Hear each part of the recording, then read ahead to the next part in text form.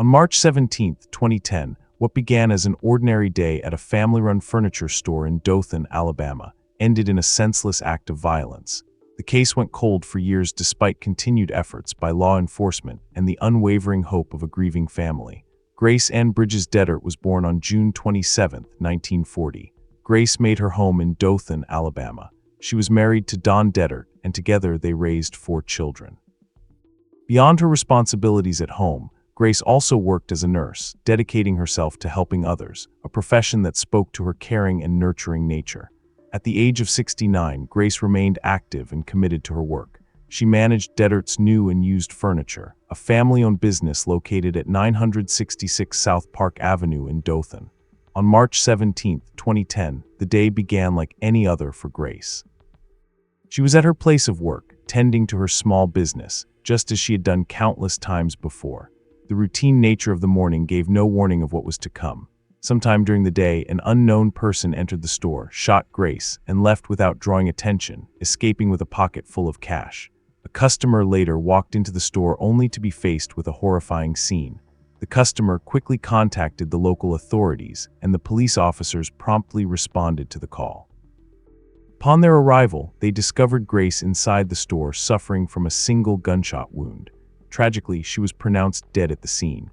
The fatal shot had struck her in the abdomen. As the investigators looked at the scene, they observed signs that Grace had attempted to call for help. Evidence suggested she struggled to dial 911 in her final moments before losing consciousness. The initial assessment by law enforcement pointed to a robbery gone wrong.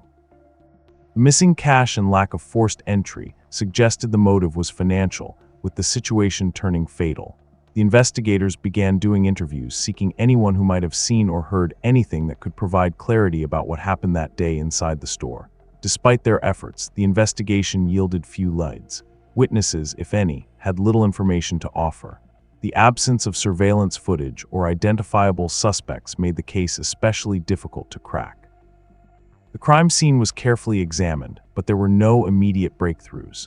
As time passed, the trail grew colder. With no new evidence and no arrests made, the case eventually stalled. Years after the tragic case was opened, the Dothan Police Department made the decision to reopen the cold case. The detectives began looking at old evidence with fresh eyes, doing new interviews with witnesses, and using advanced forensic techniques not previously available. Through this new examination, the detectives identified a new suspect, Shankwise Franklin. At the time of the crime in 2010, Franklin had been just 17 years old. In the years that followed, he had served a 5-year prison sentence for unrelated offenses, including obstruction of justice, theft, and drug-related charges. His criminal history drew attention during the renewed investigation and ultimately led the authorities to connect him to the unsolved case. On April 9, 2025, the Houston County Grand Jury returned charges against Franklin. That same day, he was taken into custody and booked into the Houston County Jail. Due to the fact that Franklin was a juvenile at the time of the offense, Alabama juvenile privacy laws prevent the authorities from releasing further personal details about him. As Franklin awaits trial, the charges mark a significant milestone in a case that had remained unsolved for 15 years. Despite the time that had passed, law enforcement officials never gave up on seeking the truth and holding someone accountable for Grace's death. Wendy Northington, Grace's daughter, said, "To us, that was who she was. Amazing. She was amazing Grace. She was a registered nurse and was a caregiver. She saved many lives. She was just our best friend, our mentor. We just loved everything about her." In December 2003, a man walking his dog in Washington stumbled upon a horrifying discovery. The path to justice was anything but straightforward. The detectives faced years of silence, stalled negotiations, and legal dead ends. Tamara Mattson, often called Tammy, was born in 1964. She spent most of her adult life in Washington state, particularly in Snohomish and northern King County. She moved between several towns including Everett, Marysville, Lake Stevens, and Kirkland. Tamara was a mother to 7 children. Despite the challenges she faced, she tried to hold her family together. But by 1999, her situation had taken a turn for the worse. After being absent for several days, the authorities intervened and her children were placed into foster care. Custody was granted to their grandmother, marking the beginning of a painful separation. From that point on, Tamara lost contact with her children, and the bonds that once connected her to her family began to fade. The reasons for her disappearance during those days are unclear, but it was evident that she was struggling. Life had grown increasingly difficult, and she was caught in the grip of hardship. The loss of her children only deepened her distress, adding to an already fragile existence. With no stable support system, Tamara found herself isolated, navigating a world that seemed to be closing in on her. Despite the personal turmoil, she continued to push forward, trying to survive in any way she could. Each day brought new challenges, and survival became her only goal. She may have hoped that one day she would reunite with her children or find a way to rebuild her life, but the path ahead held no such promise. Unknown to Tamara, her efforts to keep going were leading her toward a darker fate. Her focus was simply on getting by, unaware that danger was slowly approaching. On December 9, 2003, a grim discovery was made near the entrance of Kamano Island State Park. A man walking his dog along a trail close to the parking lot off Lowell Point Road stumbled upon a body hidden in the dense vegetation. Alarmed by the sight, he quickly alerted the authorities. The police officers responded promptly and arrived at the scene to begin their investigation. The area was marked off, and forensic experts started collecting evidence from the surroundings. The victim was later identified as Tamara. Her lifeless body found in such an isolated and quiet location raised immediate concerns and questions. As the investigators searched the scene, they came across a cigarette butt lying in the nearby parking lot. Though it seemed like a small piece of evidence, it was carefully preserved and collected by the officers. At the time, DNA technology had its limitations, and the sample from the cigarette could not be fully analyzed. That changed in 2009, 6 years later, when improvements in forensic science allowed the Washington State Patrol Crime Lab to look at the case again. With the improved capabilities of DNA testing, the experts were able to extract a profile from the tiny amount of human biological material found on the cigarette. Once processed, the DNA was entered into the combined DNA index system, where it generated a match linking it to a man serving time in prison in Arizona. The suspect was identified as Carl D. Schlabom. Up to that point, he had never been connected to the case, and his name had not come up in the initial stages of the investigation. The DNA match provided a critical lead, giving detectives a clear suspect to pursue. However, the presence of Schlabom's DNA only confirmed that he had been at the park. It did not confirm when he had been there or what role he might have played in Tamara's death. This raised a major hurdle for the investigators. While the DNA placed Schlabom near the crime scene, it did not prove he was there at the exact time of the crime. It also left room for the possibility that he had merely passed through the area and had no involvement in the crime. Without direct evidence tying him to the moment of Tamara's death, the case could not yet move forward with confidence. Over the next decade, the detectives worked tirelessly to fill in the gaps. They focused their efforts on uncovering any details that could link Schlabom more directly to Tamara and the events leading up to the crime. Every piece of information, no matter how small, was examined. The investigators traced his movements, dug into his past, and tried to establish any connection he may have had with Tamara before that fateful day at Kamano Island State Park. The case remained cold for over 2 decades. Then in 2019, the detectives made a renewed effort to advance the investigation by interviewing Schlabom at the Arizona prison where he was locked up. However, Schlabom refused to speak, shutting down any immediate progress. Just months later, the COVID-19 pandemic brought unforeseen challenges, effectively halting the investigative efforts for over a year. The momentum built around the case came to a standstill as restrictions and health concerns made communication and travel between agencies difficult. Then in April 2021, a surprising development occurred. Schlabom sent a letter to Island County detectives claiming that he had information about Tamara Mattson's case. In exchange for sharing what he knew, he included a long list of demands. Among these requests was a condition to serve his potential sentence in a Washington prison rather than being returned to Arizona. The detective reviewing the letter stated that of all Schlabom's demands, the only one he considered was allowing Schlabom to remain in Washington, provided that he confessed to the crime and pleaded guilty.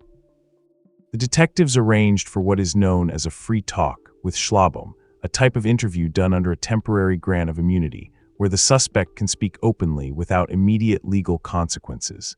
During this session, Schlabom shared details about Tamara's case that had never been made public. According to the lead detective, Schlabom knew things only the killer would know. He provided missing details in the timeline and explained that the motive behind the crime stemmed from a disagreement over a drug deal. The information was enough to convince the detectives that they had finally identified Tamara's killer. Following the interview, an agreement was written up. Schlabom would sign a sworn confession once the Arizona and Washington Departments of Corrections finalized his transfer. He would then be formally charged in Island County with premeditated murder in the first degree and kidnapping in the first degree, but negotiations fell apart when the detective could not secure a permanent prison placement for Schlabom in Washington. Without that assurance, Schlabom refused to sign the confession, and without the confession, there was not enough legal evidence to formally charge him. The case stalled again. In 2024, another 3 years later, the detectives made another attempt to contact Schlabom again, but this time their efforts were met with silence. In October of that year, a family member reached out to inform the detective that Schlabom had suffered multiple debilitating strokes and was living with advanced dementia. She expressed doubts that he was even capable of reading or understanding the letters being sent to him. 2 months later, Arizona officials confirmed Schlabom's condition, stating he was confined to a special needs unit and required 24-hour care and supervision. Although it was deeply frustrating for the investigators not to secure a legal confession or conviction, the lead detective acknowledged a small measure of closure. They had identified the man responsible for Tamara's death, and though he would never stand trial or face formal sentencing for his crimes, he would remain imprisoned for the rest of his life. The case was closed in January 2025. For Tamara's family, it was not the justice they had hoped for, but it was at least a step toward answers in a case that had remained unresolved for far too long. Tamara's aunt, Deborah Darling, said, "Today has just kind of opened up an old wound. I am glad that it is finally over. I am thankful that finally we know for sure, but I always knew and her mother always knew it was Carl."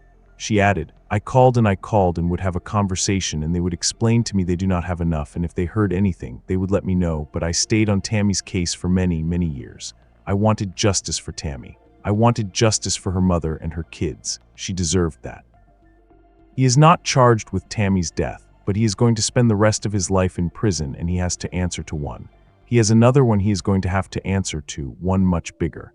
She also said, we, the family, just have to, rest now and know that she is at peace and that he will spend the rest of his life, what little bit of life he has left in prison, pay for what he has done. In September 2006, a chilling sight was found at John's Sports Park in Douglas, Georgia. A breakthrough in this case would only come almost 2 decades later.